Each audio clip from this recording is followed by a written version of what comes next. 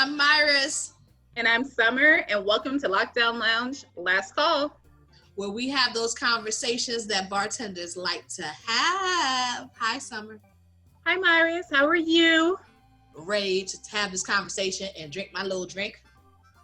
Our drinks, by the way, were made in the last video. It was sweater weather was the theme, and I made a spiked apple cider, hot, which is why I have this lovely mug that you can't actually see into my mug. Well, you see.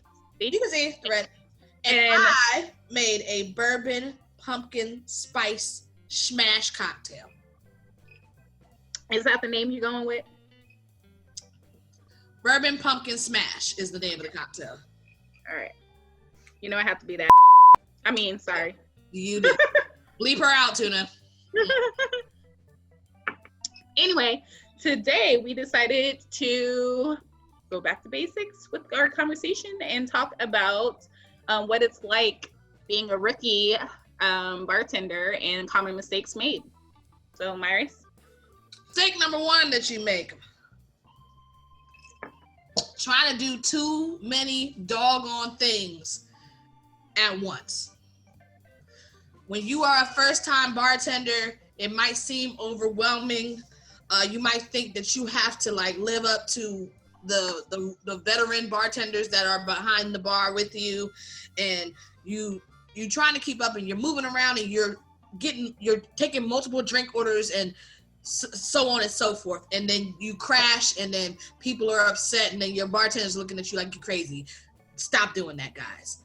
Know your limits. You're new. It's okay if you can only take a handful of people at first.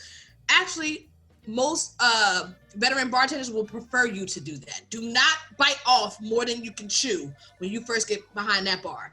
Take 3, 4, at the most, if you're feeling like gully, 5 customers.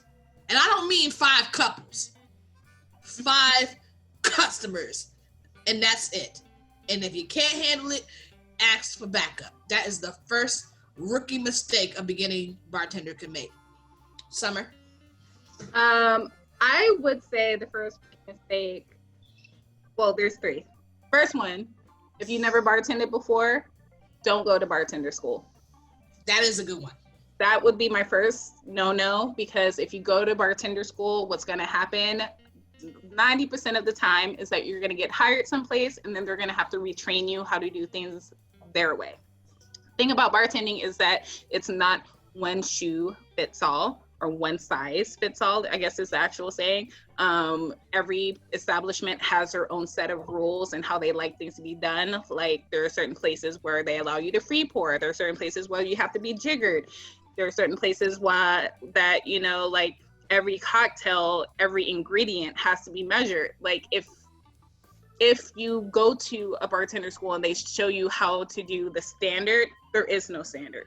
That's one thing. Second thing I would say is a mistake is refusing to acclimate to the bar you're at. Just because you have habits. Preach! Yeah. Just because you have habits that you learn, like you could be a veteran bartender, or you can feel like you're a veteran bartender. So in this case, it's not rookie bartenders, like you've never bartended before, but rookie bartenders to a new bar. You've never bartended at this place, but you've bartended for years at a different place. The habits that you developed at the place that you were at and the standards and procedure that were at that location do not necessarily transfer well to your new bar. It's a rookie mistake to refuse to acclimate and to be set in your ways. I completely agree with her. I don't know how many times I have seen a veteran bartender from another bar come in, and I'm trying to teach them something and tell them something, and they're like, I got this, I know how to do it. I'm like, I don't care where you're coming from and you being top dog where you're coming from.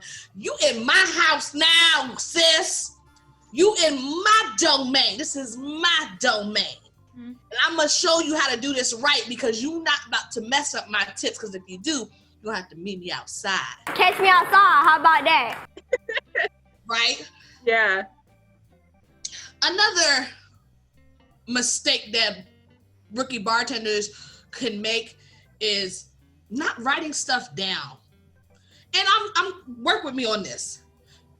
I'm not saying you're gonna have to have a pen and pad every time. I know that us as bartenders, we usually have the micros or whatever system you have at our right at our fingertips, so we don't really need to write down orders as much as the next person. But when you have a big bar of 50 and they're ordering like complicated food orders and complicated drinks, and you gotta remember that they have gluten allergies and remember that they have lactose allergies and all, pull out a paper and pen and write that mess down. Don't ever be too proud.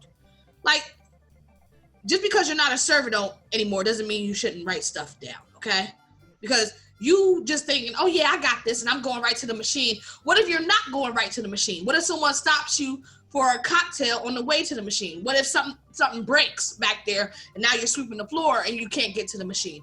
Now you're trying to remember this trying to remember this order after doing all this crap, and that becomes a lot harder. I have had many bartenders in my day that refuse to write stuff down, and then the food or the drinks come out jacked up and I have to fix them, and that slows me down. And again, if you mess with my tips, you're gonna have to see me with them hands, man. Catch me outside.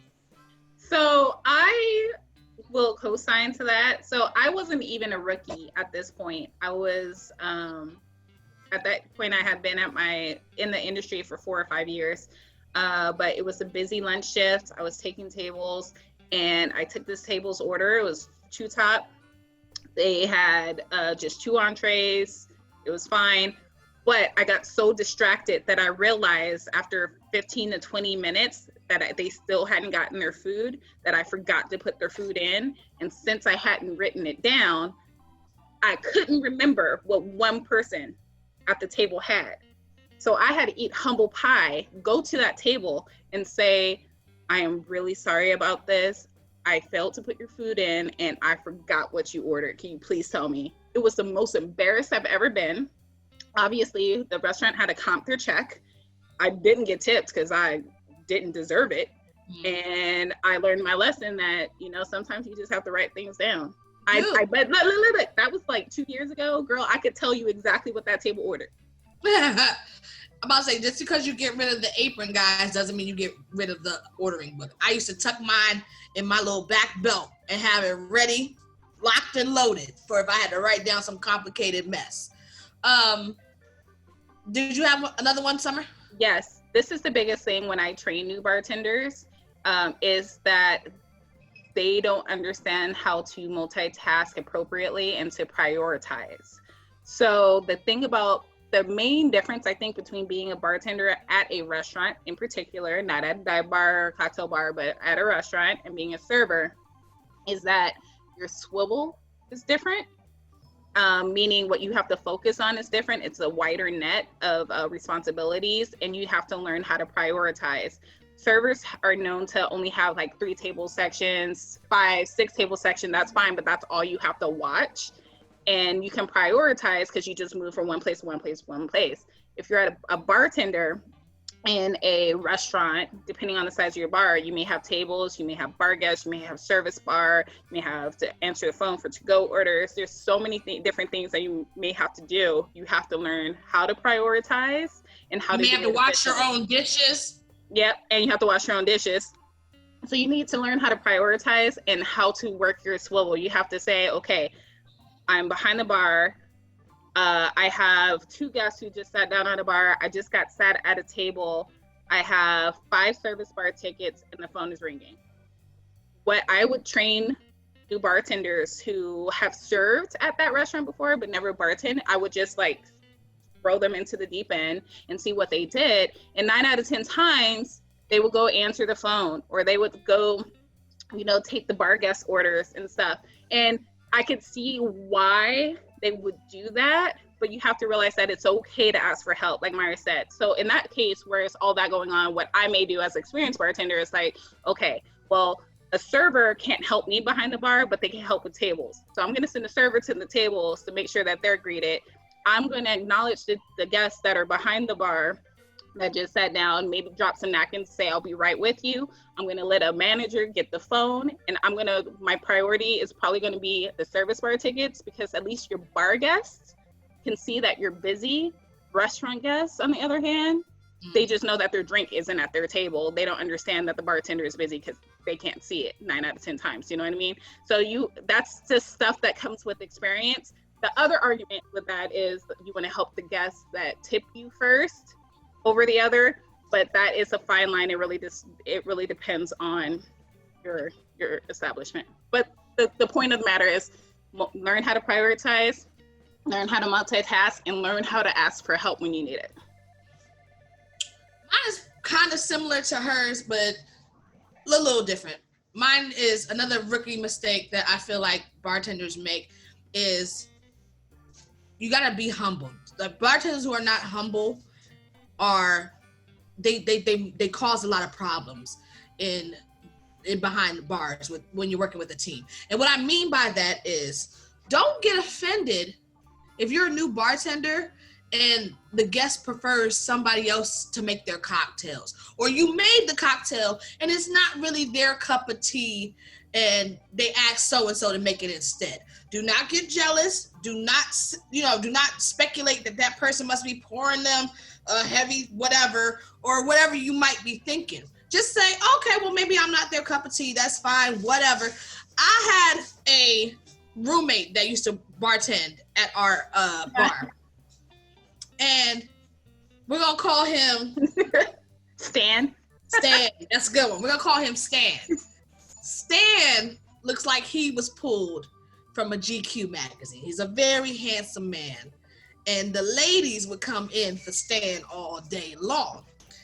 So the schedule used to be, I would be the first bartender in, and then another coworker of ours, and then Stan came in as the anchor. So happy hour starting, me and my other coworker are doing our thing, but the ladies that would love and live for Stan, they would ask us to make their drinks, and then they would tell us, they would sip them and be like, it's good, Myris, but it's not like how Stan makes them. And let me tell y'all for something. You know what that mofo used to do?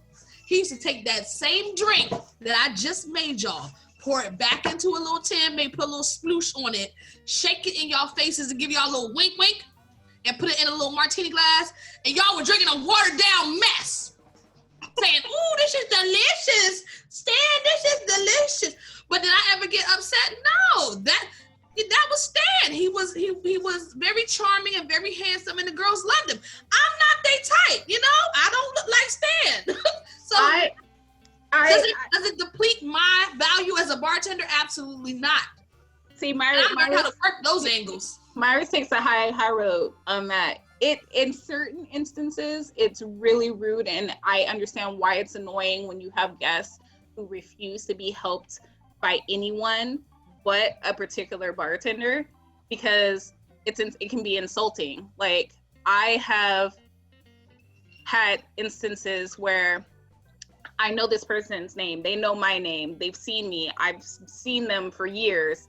They come in and they only want a particular bartender to make their drinks, but then that bartender's not there when they come in one day. They're on vacation or whatever. So I'm making their drinks and they're acting like they're all good, but all of a sudden the other bartender comes back and I'm not fit to do anything but pour them water. That stuff can be irritating and insulting, but then I just have to woosah. I'll let your boy. Woosah. 21,000. And remember, we pull tips. Ciao. I never took it personally. I'm like, good, okay. Like, you probably not my cup of tea anyway, so like that's one less person I gotta take care of. So, but then sometimes I use it to my advantage because there's people I can't stand. Oh, there are guests I really just do not like, and they're quite particular, and they only like certain people, certain bartenders, and I'm like, well, you have to go take care of this person because I can't. I'm sorry. And then they're like, I hate taking care of this person. They're so rude. They're needy, yada, yada, yada, yada. And I'm like, well, since they don't like anybody but you, I'm off the hook. Girl, I've been there too, so I get it. Do you have one more? Nah. I can keep going on this topic, but I kind of feel like I got one more, and then we can wrap it up. Okay. So the last one, guys, and I think this is the most important one. Love what you do, man. Have fun. When you are loving being a bartender, when you love being behind that bar, and you love people, it shows, and it starts to. I remember sometimes we used to have. Remember when we used to have like.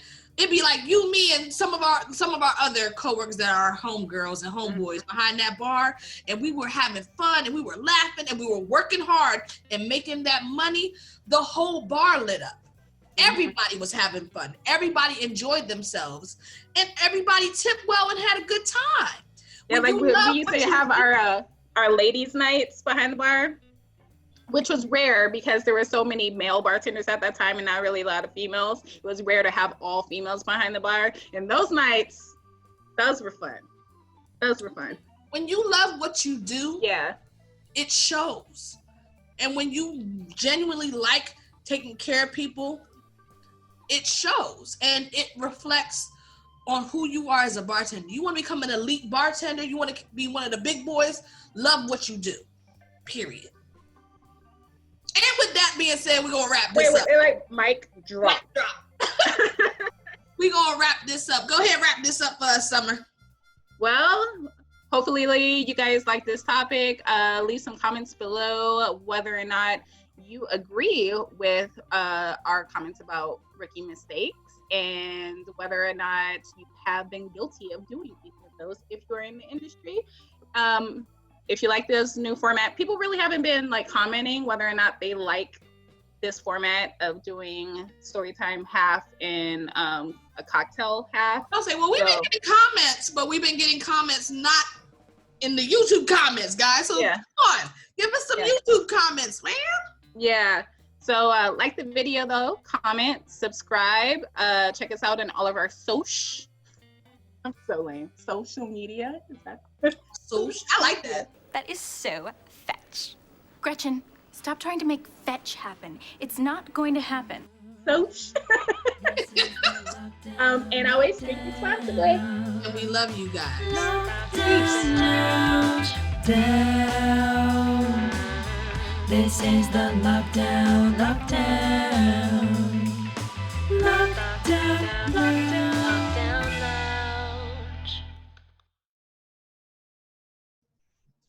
Do I have anything more? Okay. I feel like you do that a lot. You know what? You're a bitch. Hi, guys.